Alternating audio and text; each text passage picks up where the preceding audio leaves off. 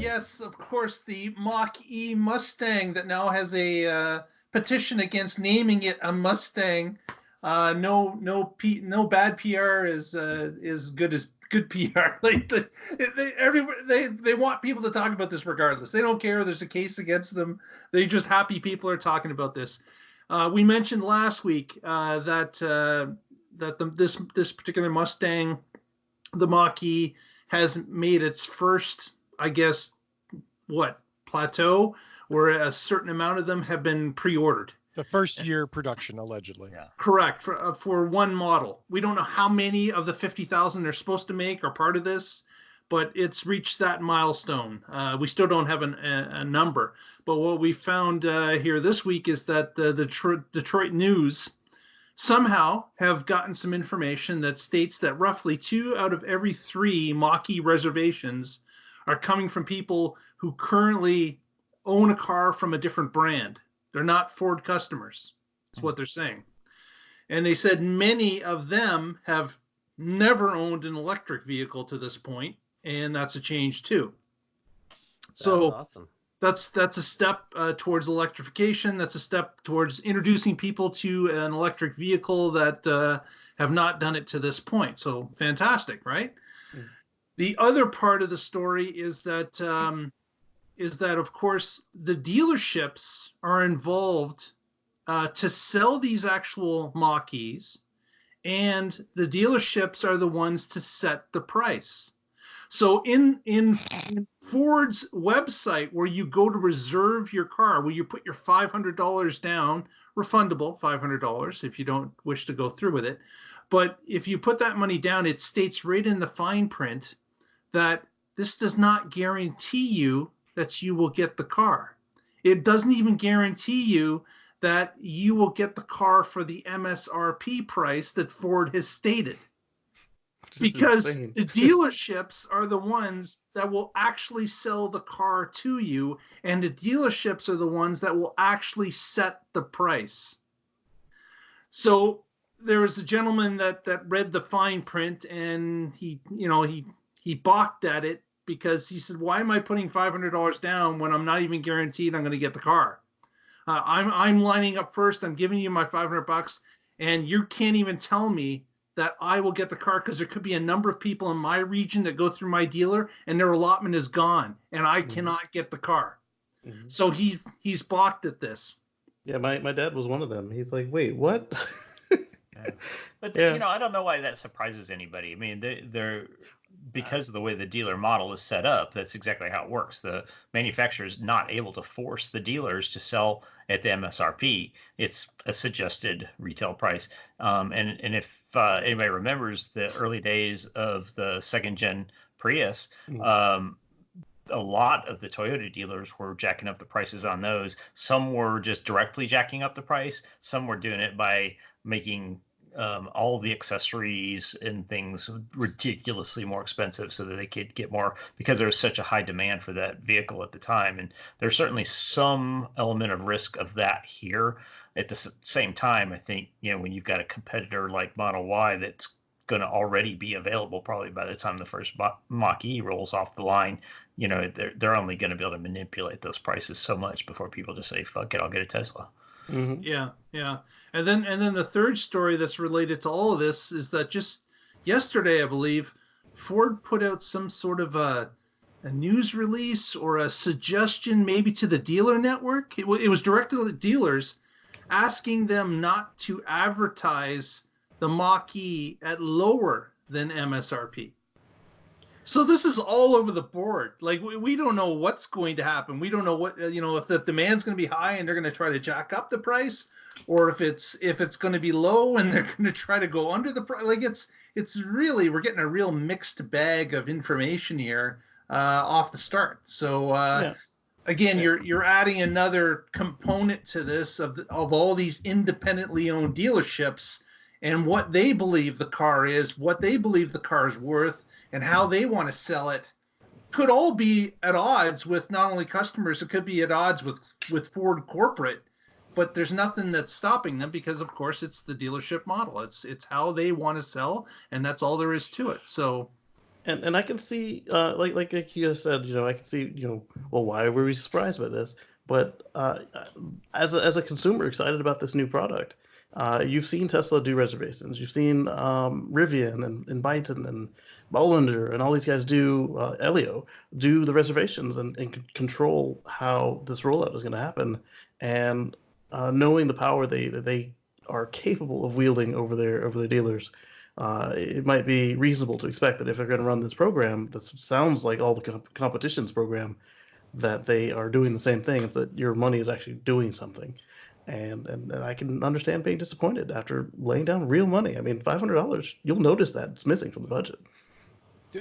I think the one undeniable truth here is that this case, this specific issue, really highlights the weakness of the traditional dealer network, and Mark, I'm going to take small issue with the way you phrased what you said.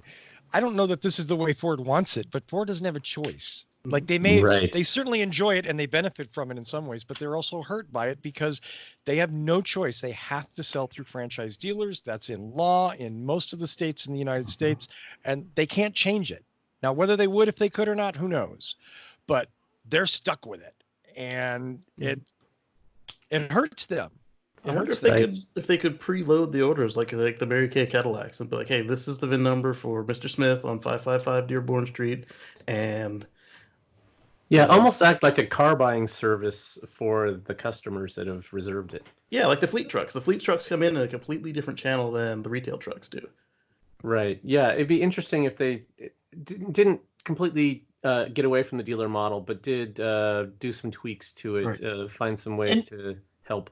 And I'll just say, we reflecting back again on my Prius experience, with the early adopter activities, the Prius Pioneer program and things like that, there were certainly methods of working with the dealers. I don't know if they promised them extra, Tundras or whatever they did. I don't know what kind of guarantees were made, but they certainly were able to work with the dealerships for this limited distribution for like the Prius Pioneers program and things like that. And then I think the second gen, there was also some option for early ordering for previous owners. But it was I mean, there's things that they can do, but the bigger the distribution gets and the higher potential for profit, the more that the dealers are likely to push back and do what they want to do. Yeah, right. It seems that you're selling the heck out of the Ford Raptor. It'd be a shame if something happened to your supply. Yeah, they have some levers they can pull. When I got my Leaf, I reserved it through Nissan.com, and I picked out the color and all the options and all that, and then the dealership was just going and signing the check and picking up my car. Yeah. So the dealership was involved, but they weren't. I didn't feel like I couldn't get my car or had to wait until they were willing to give it to me at whatever price. It was a fixed price and what I had agreed to online, and I didn't have to haggle with them. That was great. So one thing they'll resist that the dealerships might not be as interested in haggling and working is the fact that once that sale is completed, their profit potential for service is negligible on an EV. Yes. And they have to invest a lot of money in the equipment so that they have. So in Tesla's case, they build their own service centers and supply the equipment. In the case of the dealer models, they have to buy all that equipment and they have to pay to go get all their techs trained to operate that equipment and repair these vehicles. So it's a big outlay. For instance, I know one of the biggest dealership here in Springfield area chose not to sell the Volts and the Bolt vehicles because they didn't want to spend the money to buy the equipment necessary and train their service people to repair it. So they just said, screw it, we'll let somebody else have that business. Yep. Now, do you think it would have been different had they run the pre-order program, like very similar to the day one Model 3, where you had to go on location, and then that allowed the dealerships to participate and allowed people to say, hey, I'm giving you this money, you're getting an allocation for the car, am I going to be first in line? And if they said no, then you just don't give them your money. I mean, it would have had much less impressive numbers, but it would have been truer to the way that their organization is set up. Interesting. I would have a serious problem if I really wanted this car and they couldn't give me an allocation even though I put my money down early and I was one of the originals. I would just That would be very upsetting to that point if you had your heart set on it and went through the proper channels to get your order in, get your reservation locked down very early, and you didn't get one of the 50,000 cars. That would be upsetting. So do you know, or if when you put down your reservation, are you committed to one dealer, or can you? It's based on your it's based on your location, I understand. So based on your zip, where you are, and what area that you're inside of a particular dealer network. Whether it's more than one dealer in a certain area, I don't know, but it's certainly something to do with your home location. Yeah, so this is a great car, and like you said, Mark, there are a lot of people that this is going to be their first EV, that they're excited about it. It's bringing in people that didn't want to get a Tesla or whatever before. Maybe they're Ford fans, or they didn't want to go with some startup or whatever.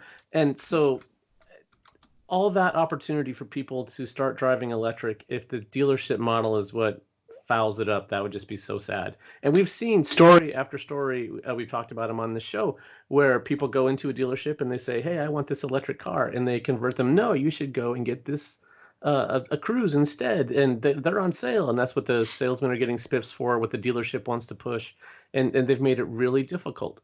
Yeah. Worse than a timeshare sales. Yep. Worse than that. And the car's in back, it's not charged, the tires are flat. Yeah, this is the disadvantage to the dealer model. This is the advantage that Tesla has. Whereas Ford enjoys also the economic benefits of having a franchise dealer network to sell cars to. I mean, we've talked before, and I'm not going to go into the whole thing but those differences are huge. And for the most part, they're in the background. Most people think they're buying a car from Toyota when they're not buying a car from Toyota. They're buying a car from their local dealer who bought it from Toyota. Months ago. Who bought it from Toyota. Yes. But if you guys had already gone through this with the Prius in some cases, with the Nissan in other cases, obviously you were able to get through it. It made, booking it through Toyota, they seem to address your concerns, Evan. Doing it through Nissan, it worked for you, Patrick. They didn't know the same even caveats. our first Prius, there were no options for that car. It had one price, and that was it. Yeah, I mean, there was no negotiation. One thing I want to bring up, Evan, do you remember when on the 3rd gen rollout, they offered us, 9 of us, a special deal? Yeah. I went, I purchased it through my local dealer after Toyota had set up this special deal for 9 of us. And the dealer tried to jack me the day of the sale for like another $1,500. Yeah, we're not making anything on this thing. Come on, man. I'm like, get that rust undercoat. Why is that a problem? I don't understand. Like, all you have to do is literally 90 minutes worth of paperwork. And you have to pay the paperwork fee anyway. So they're not losing money. They're just not making as much as they want. Yeah. Not many car dealerships lose money. Right. Let's be clear about that. It is a very lucrative business. It's like 20 years or 30 years ago having a McDonald's franchise. You were guaranteed money. So just saying. Let's go to Casey for the next story. All right. I've got a little clip here. Let me just one last thought on that last story. Just to add, sorry. Have a little story. I'm sorry. Here's the deal. Remember, this will be only maybe the first 6 to 9 months that any of this will be an issue at all, right? Because there's going to be that initial hunger. There's going to be the people that have waited and they're clamoring to have their first Ford electric car and all that. And the dealerships are going to rape those people both ways, and because they know they can. Dealership markup, right? And they'll get that markup, and then that'll cool down. And just like with Tesla, if you want one in the first 3 months that they start rolling out the Model 3, you better get ready to bend over, and you'll just be lucky to get it. But now Tesla's a little more hungry for you and is looking to make sales and more desperate to make sales, and that'll happen with this too. So for those that can be patient, it's going to be fine.